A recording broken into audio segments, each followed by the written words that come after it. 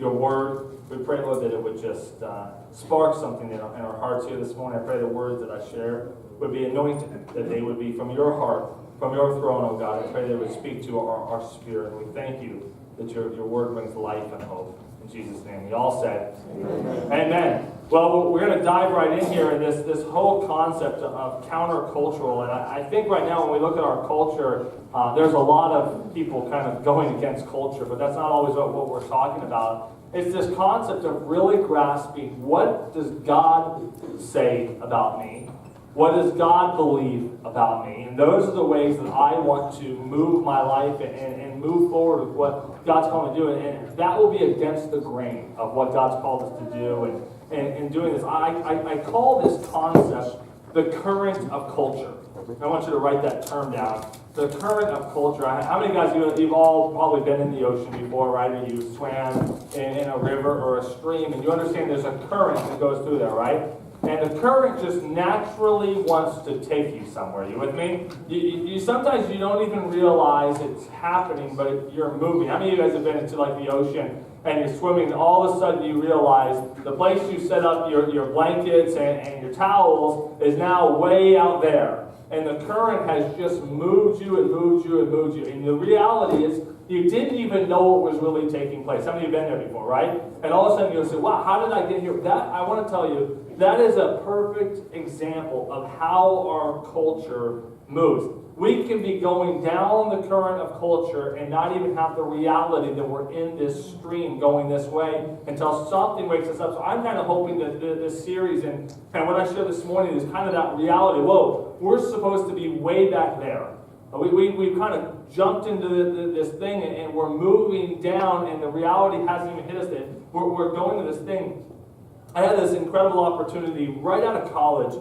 I got to travel with a music group from Southeastern University. We had a great time, and what we really did is we did youth camps. We spoke and did worship at these camps, and we went for 4 weeks to the North Carolina youth camps. It was their district. All the Assemblies of God sent their kids, and we were the worship team for that band, for the camps, and we had a great time. Well, this was a very cool camp. Some of the camps did like activities. Well, this was like the outdoor camp, and so the campground was only a couple miles from the Nantahala River. I think you guys have ever heard of the Nantahala River. It's a class 2 to class 4 rapids river, and I mean it moves, right? And so one of the days you go horseback riding, one of the days you do a couple other outdoor adventures, and one of the days they break the group into 3. They send everybody out. It was about a 45-minute drive to the Nantahala River, and you got to go whitewater rafting. Now this was really incredible. So the first day, they bring all of us together and a couple of the other kind of leaders that were there, and they said, okay, today we're going to send you guys out with kind of the professional tour guides, the river guides, and they're gonna go and just they'll have the kids on there. And so we went down, and I mean the river, it moves. I mean you really got to go. Well, day 2 they pull us together and they say, okay, hopefully you learned your lesson because now you guys are in charge for the rest of the 4 weeks. Every day you're going to come up here and you're going to bring a group down the river. And I'm like, whoa, that's, are you a professional? No, but I stayed at a Holiday Inn last night, all of a sudden we're going down. Well, I want to tell you, that it was a whole new learning experience for me because I had done like the Delaware River growing up a couple times, and that's kind of like lazy. You move. Well, this is no lazy river. This thing moves. Now, something about the Nantahala River that's really very different from what I thought. You only paddle during the rapids. When you're in the flow of the normal river, you don't have to. The current will just take you, and all you do is, as I was in charge of my boat, you just steer it like a rudder in the back, and you just kind of move it, and it'll guide you down where you want to go. We got pretty good at this whole thing. The year after the camp happened, we took a youth group from New Jersey down, and we had so much fun. And at the time, I was engaged to Susie, and she got on the boat. And she goes, "What are you doing? You're in charge." I said, "Don't worry, I've done this a dozen times. We're good. We'll be fine." And the very end of this river is a class 4 mini waterfall. You take it down. I mean, it's crazy. I can't believe they let us do this. Right now they would never do this again. But times would change, and we go down this. And so what happens in this whole thing is when the current is taking you, you just steer. You don't have to paddle, you just let the river. And then when you get into the rapids, that's when you get your paddles out, because what happens is when the current really gets going, that's the most dangerous time. So you have to be moving those paddles to get through the rapids as fast as possible so you don't crash into the stuff that could hit you. Big boulders, rocks, little waterfalls. So it's kind of different from what you would think. And I thought about this whole thing because the times in our life, I think the rapids are like picking up. The current is moving in our day and age. You all with me so far? It's picking up intensity. And so this is our time to get our oars in the ground and really understand, because there's danger ahead. Say danger ahead. There's danger ahead. These are the times we need to learn how to navigate the currents. So write that down again. The current of culture. And here's the biggest thing for us. Not only are we called to navigate the current of culture, we're actually called to be counter-culture or counter the current. We have to go against the grain because this thing wants to take us in a way, I'm telling you, we don't want to go. It's not what we're called to do as believers. And I think the picture that popped into my mind, and maybe you've seen this, when salmon swim upstream, right, to spawn. How many of you have ever seen a picture or a video of this, right? They go and they actually go up these great rivers. If you ever want to research this, this is an incredible thing of how they come out of the ocean and they go back to the place that they were born and all this. But they swim against the current of these rapids to get to that place. And this picture was us. In our culture today, we are called to go against this thing. Our culture wants to take us somewhere, and we're saying, nope, we're going back. You with me right now? We're not going to allow this thing to go here. We got to make a stand. We got to go against the current of our culture. And so here's the things that we've been talking about just a little bit. Week 1, the curse of comparisons. It's easy to look out there and look at one another. Last week, I shared a message simply called The Lies of Labels. All these messages are online. You can always catch them. Today, I want to talk about an issue that I know that every single one of us, I don't need you to raise your hands because we all deal with this. We're going to talk about overcoming fear. And today, what I want to title this message is called The Face of Fear. The face of fear, because there's not a person in this room that doesn't have some kind of fears that we deal with every single day. And we've got to begin to go countercultural of what the world is telling us to do this. And, you know, maybe as a child you had some fears growing up. Maybe it was a thunderstorm. One of my boys is terrible. Every time the thunder rings, he's very scared. For me growing up, it was dogs.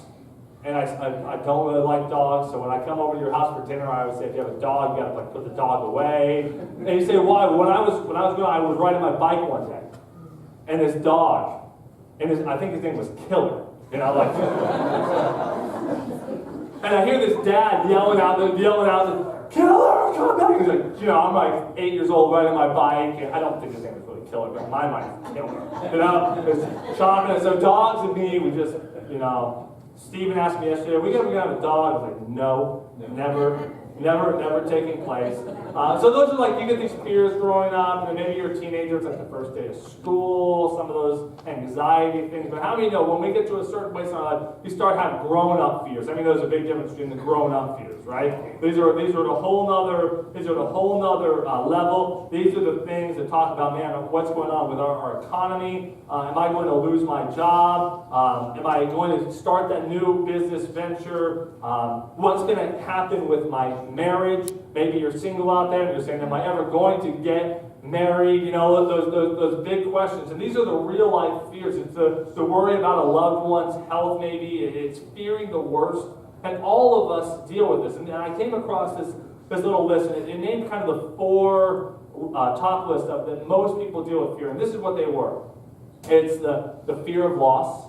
It's the fear of failure, fear of rejection, and fear of the unknown. It's a grand slam if you ever deal with all those at the same time. And probably some people have said, man, I feel like that's like my life. I'm dealing with this stuff. And so today, we're going to talk about how to face our fears. What is the face of fear? We're going to go at these things in a biblical manner, because here's the good news. We all deal with different aspects of fear in our life. There's all some uncertainty of how some things are going to unfold. But here's the good news. The Bible and God talks a lot about this. Walking through fear is actually one of the main topics of the Bible. And so in 2 Timothy 1:7, I'm going to put this up for you, and I want you to catch this verse. I love this because this is the model for us. It says this: for God has what?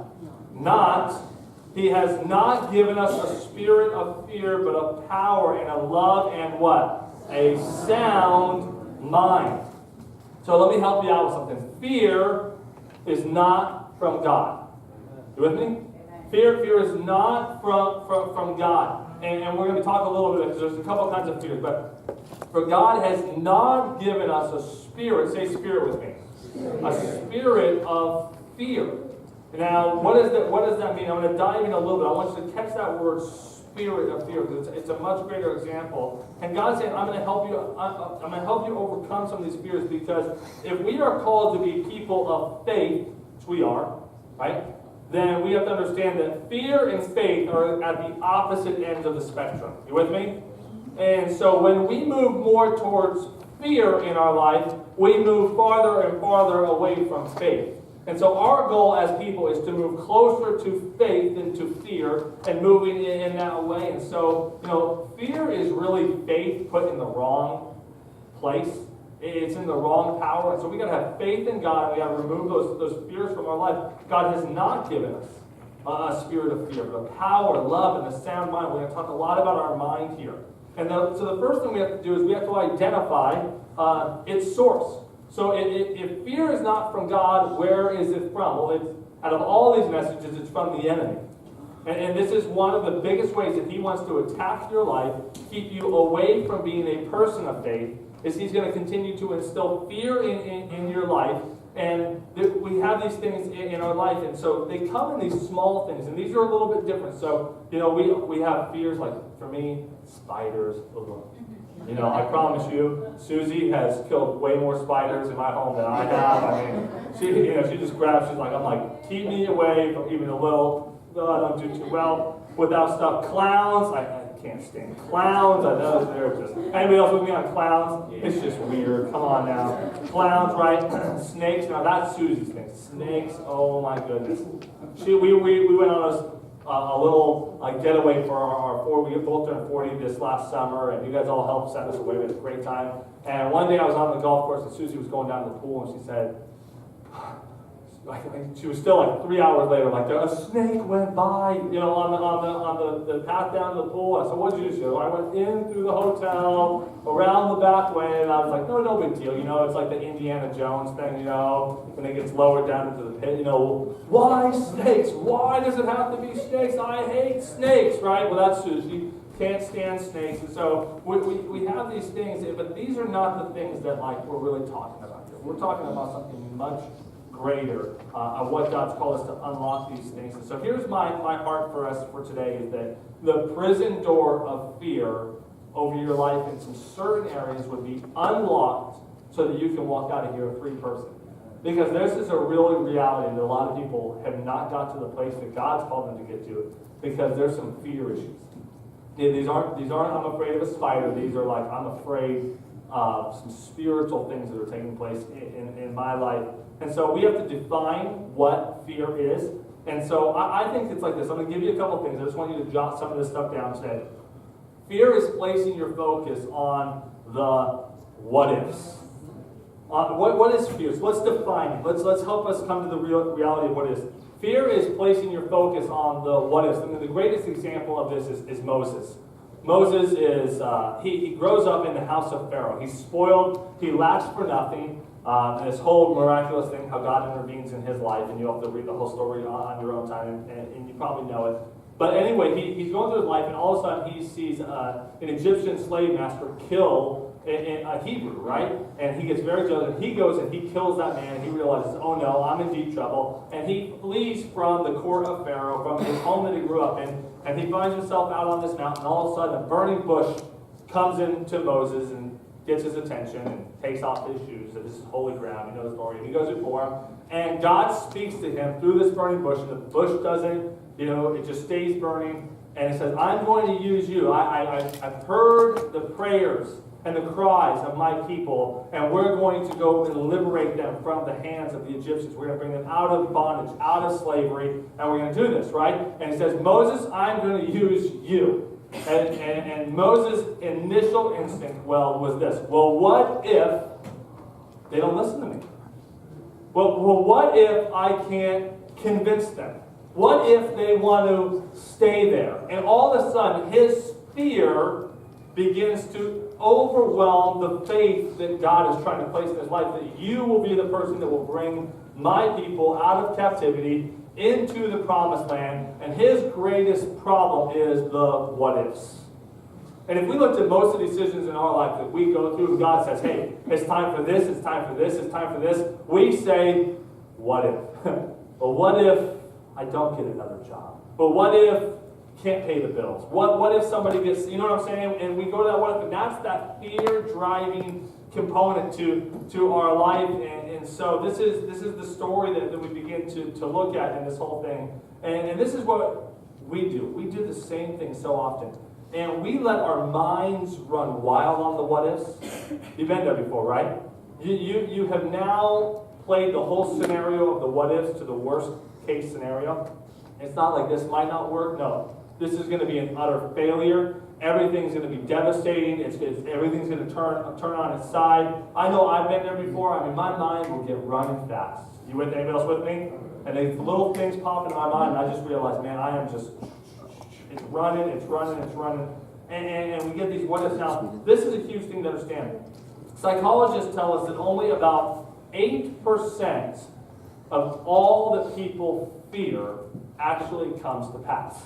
That's it. Only about 8% of things that we actually think of and fear actually ever happen. So 92% of the things that actually bring fear into your life, most case scenario, they're never going to happen.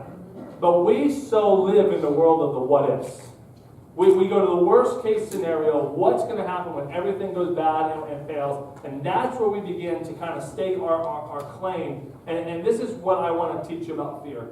What you fear the most reveals where you trust God the least. What you fear the most also reveals what you trust God in the least. And so if we are people of faith, we can't be people of fear. Because what we fear simply shows what we don't trust God in. So God, I trust you in this, this, and this, but I'm fearful in this. And I'm not sure that you can orchestrate my life in this realm. Are you with me this morning?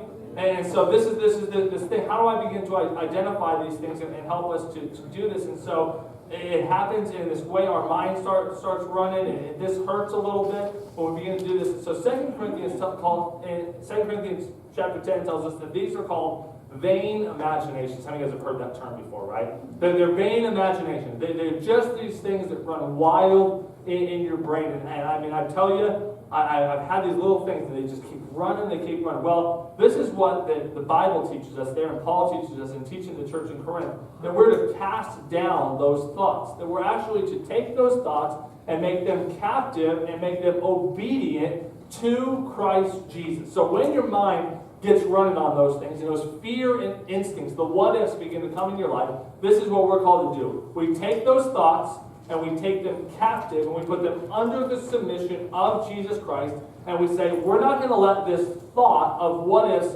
go any further. The thought is not the problem. You with me? The thought's not the problem. It's where you let your mind take that thought that's the problem. And so often we just let it go to crazy, wild places instead of taking these thoughts captive and saying, God, I trust you. You're in control of this. You're going to orchestrate this thing. And so this is what we have to do. We have to cut them down at the pass. We say, as soon as it comes in, we take it captive and we begin to move it out. And so this is what we have to do, because the current's going to want to take us into rocky waters. And it's going to want to take us to dangerous places, but we're going to take it captive. We're going to take control over these things, and we're going to move this. And so here's what we have to do. We have to take some spiritual inventory of what are these things in our life that really are doing this in our life. And so sometimes what you have to do is you have to give your fear a name. You give it a name, and so this is what I would do is a little exercise. You don't have to do this today, but maybe as you're taking notes, you might just jot this right in. I am not trusting God with blank. This will define your fear. This will define your what if. I am not trusting God with blank. Where have you come to your life? You said, I've been trusting God here, but the truth is, I'm not ready to go there yet. I haven't quite let it all go to this point so I can trust God with this. Is it your children? Is it your health? Is it somebody that you love, somebody that you value? Is it what the future holds for your life? Is it an aging parent? Is it the future? Is it your finances? Is it money? Whatever it is, what am I not trusting God with? And so why is this important? Because you cannot defeat what you cannot define. So you have to acknowledge what it is. And so this is what I'm going to do. I'm going to give you 3 things here this morning in about the next 10, 15 minutes that helps us overcome these things. That's the goal of this. We're going to face our fears, and we're going to begin to do this. So this is the first one I want you to write down. Name your fear. Name your fear. You can't trust God to deliver you from something that you haven't come to terms with or identified. You're not able to do this. And so some of us think that if we just put our head in the sand, right, and it's not really an issue, well, that's called denial. Okay? Some of us think, I'm just going to ignore this thing, and eventually it's just going to go away. Well, that's called deception. Or you say, rather than that, this is what I am afraid of. That's called description, and that's the first step. In other words, to defeat it, you have to define it. You have to begin to label this. And oftentimes we want to sweep our fears under the rug. We want to act like they don't exist. We want to act like they don't happen. And this is what happens. We begin to be prideful over these things. And we think, well, I can do this in my own strength, in my own energy. And over time, I'm just going to get past this. Well, this is what Proverbs 16:18 says. Pride goes before destruction, and a haughty spirit before the fall. The minute you think you can do this on your own means you've brought pride into your life. And you want to fall in the what-ifs and the fears of life, you just get prideful about it. Oh, I can take this thing out. I'll beat this thing. I'm just going to have enough willpower. I'm just going to manage my way through this thing, and I'll beat it. So we have to be honest with ourselves. You know what it is? I'm afraid of this. I struggle with this because here's what I want to tell you. Guess who already knows? He already knows. He knows everything about you. So he knows that all he's looking for you to do is just acknowledge it. Just say, listen, let's get rid of the pride issue here. God, I need your help. I'm struggling with this. But here's what I'm going to do. I'm choosing to trust you in the midst of this. 1 Peter 5:5-6 says this. God opposes the proud, but he gives grace to the humble. So humble yourselves under the mighty power of God, and at the right time, he will lift you up in honor. I love that. You know, God, he opposes. How many of you guys know you don't want to be in opposition with God? Not a good place to be, right? So he opposes the proud. The minute you think you got this thing under control, you move into opposition with God. But you humble yourself, right? Because he gives grace to the humble. And this is when he begins to move in. So you humble yourself. God, I'm telling you, I'm having a hard time with blank. I'm struggling with this. I'm going to humble myself, and then all of a sudden grace begins to kick into that area